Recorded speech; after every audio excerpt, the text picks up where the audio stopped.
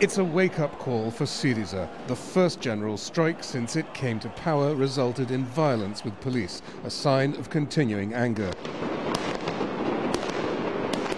Many people believe the party ignored workers and the left when it reversed its anti-austerity policy 3 months ago. Unemployment is stuck at just under 25%. And many don't believe the party's promises to reduce poverty. Syriza is cutting $5 billion from the budget next year as the economy continues to shrink. Half of that is to come from pensions. And no group of pensioners is more worried than the self-employed because their fund is bankrupt. The problem is broader policy. When small businesses are closing and professionals find themselves on the street, the pension fund can't gather enough contributions. The burden on contributors is already heavy. There are 1.4 workers to each pensioner in the self-employed fund. Almost 60% of their pay goes to taxes and social security, the highest margin in the developed world. Like many self-employed people, Sofia Hadjipanayotidou has fallen behind in payments and is trying to catch up.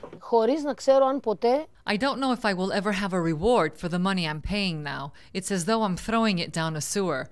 If there were a choice, I would opt for private insurance without question. Hadjipanayotidou and Pasalimaniotis are both at this march, unhappy in work and in retirement.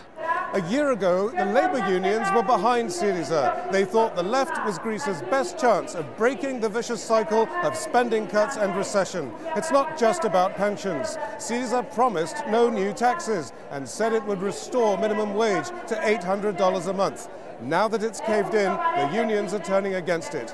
Social security analyst Savas Robolis says pensions have already fallen by 45%.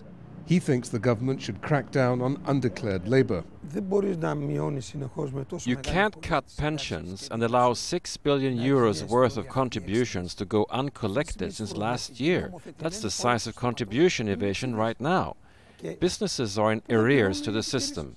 Or if someone works 25 days a month, they declare 15 days worth of contributions. But penalising employers could lead to severity without justice, pushing Greece further down a spiral of bankruptcies and unemployment.